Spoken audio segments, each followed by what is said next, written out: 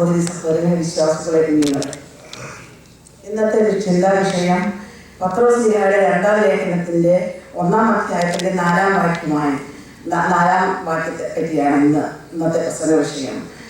ദിവ്യ സ്വഭാവത്തിന് കൂട്ടാളികളായി തീരുവാൻ നാം എന്ത് ചെയ്യണം?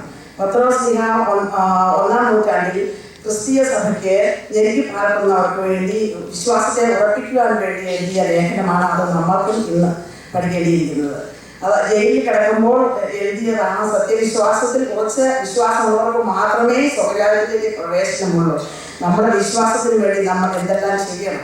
ഏത് വഴിയിൽ കൂടിയാണ് ദിവ്യരാജ്യത്തിലേക്ക് പ്രവേശിക്കുന്നതിന്? ദിവ്യ ജീവിതത്തിൽ കൂടി, ദിവ്യമായ സ്വഭാവത്തിൽ കൂടി, കർത്താവിൻ്റെ സ്വഭാവത്തെ അനുകരിച്ച് ജീവിക്കുന്നതെന്ന് നമ്മൾ പറയുന്നു. ആദ്യമായി ദിവ്യ സ്വഭാവത്തിൽ നമ്മൾ ഉറച്ച വിശ്വാസം ഉണ്ടായിരിക്കണം. ചഞ്ചലപ്പെടാതെ ഉറച്ച വിശ്വാസത്തോടുകൂടിയുള്ള ജീവിത വിശുദ്ധി, വിനയം, വീര്യം, വിവേകം, ഈ കാര്യങ്ങളെല്ലാം ഉണ്ട്. അതിനെപ്പറ്റി എന്താണെന്ന് നമുക്ക് ചിന്തിക്കാം. ഉറച്ച വിശ്വാസം, അബ്രഹാമിന്റെ വിശ്വാസം പോലെ നമ്മുടെ വിശ്വാസവും ഉറച്ചതായിരിക്കണം.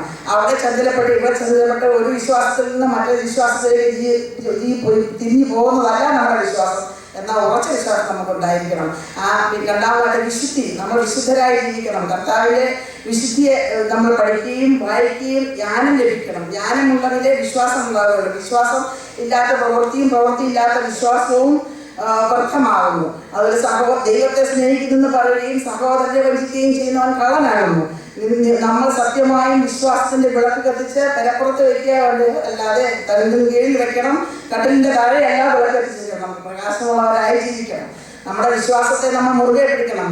വേദപുസ്തക വായന, സഭാജീവിതം, പിന്നെ വിശുദ്ധീകരണം, അതിൽ കൂടിയുള്ള നമ്മുടെ ദൈവികമായ പ്രവർത്തനങ്ങൾ, നമ്മുടെ ശൈലികൾ, നമ്മുടെ ജീവിതം മറ്റുള്ളവർക്ക് മാതൃകയാണ് എന്ന് നമ്മൾ ചിന്തിക്കണം. ഒരുപാട് പ്രസംഗിക്കുകയും പറയുകയും നമ്മുടെ സ്വഭാവത്തിന് യാതൊരു വ്യത്യാസമില്ലാതെ നമ്മൾ എങ്ങനെ സ്വർഗ്ഗരാജ്യത്തിൽ പ്രവേശിക്കുമെന്നുള്ളതിനെപ്പറ്റി നമ്മൾ ചിന്തിക്കുക.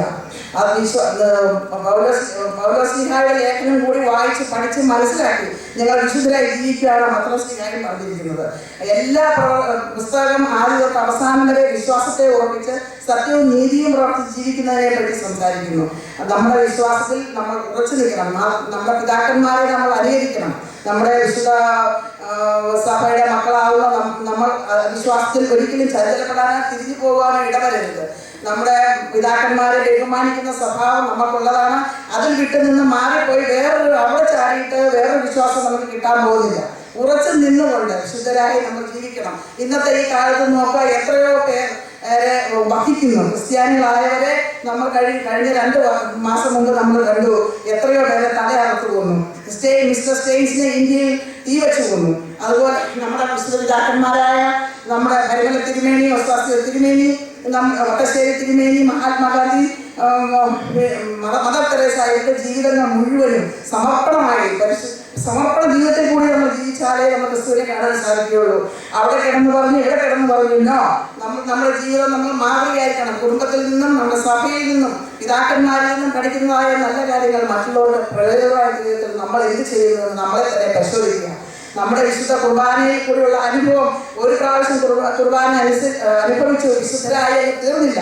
വിശുദ്ധതയിലേക്ക് വരുന്നതേ ഉള്ളൂ. നമ്മൾ വളർന്നുകൊണ്ടിരിക്കുന്നതേ ഉള്ളൂ. സ്വർഗ്ഗരാജ്യത്തിന്റെ വഴിയിൽ കൂടി പോകുന്ന അത്ര എളുപ്പമുള്ള കാര്യമില്ല. ഇടുങ്ങിയ വഴിയിൽ കൂടി പോകണമെങ്കിൽ വലുതായ കഷ്ടപ്പാടുകൾ സഹിക്കാൻ കടന്നീലുള്ള പ്രാർത്ഥനകൾ, സ്വകാര്യ പ്രാർത്ഥനകൾ, പരസ്യ പ്രാർത്ഥനകൾ, വേദപുസ്തകം വായന, വിശ്വാസ ജീവിതം, മറ്റുള്ളവർ നമ്മൾ ക്രിസ്ത്യാനിയാണ് നമ്മൾ മനസ്സിലാക്കണമെങ്കിൽ നമ്മൾ എന്ത് ചെയ്യണം? ഞാൻ വിശുദ്ധനായിരിക്കുന്ന പോലെ നിങ്ങൾ വിശുദ്ധരായിരിക്കുമെന്ന് കർത്താവ് പറഞ്ഞിരിക്കുന്നു. അത് സ്വർഗത്തിലേക്കുള്ള വഴി നമ്മൾ എങ്ങനെ പോകുന്നു എന്നുള്ളതാണ് ഇതിൽ കൂടി പറയുന്നത്. വിശ്വാസികളായി ജീവിക്കുകയും നമ്മുടെ ജീവിതം മറ്റുള്ളവർക്ക് പ്രയോജനപ്പെടുകയും നമ്മൾക്കുള്ള സത്തെല്ലാം എല്ലാം നമുക്ക് വേണ്ടി മാത്രമല്ല മറ്റുള്ളവരുമായിട്ട് പങ്കുവയ്ക്കുമ്പോഴാണ് അതിലെ വിശ്വാസത്തിൽ കൂടിയുള്ള നമ്മുടെ ജീവിതത്തിൽ നമ്മൾ എന്ത് ചെയ്യുന്നു? ക്രിസ്തുവിൻ്റെതായ ആ ജീവിത രീതി അനുകരിക്കുക, അതനുസരിച്ച് പ്രവർത്തിക്കുക. അതിനായി പരിശുദ്ധാത്മാവ് നമ്മളെ എല്ലാവരും സഹായിച്ച് വഴികെട്ടുവാകട്ടെ എന്ന് പ്രാർത്ഥിച്ചുകൊണ്ട് നടക്കുന്നു.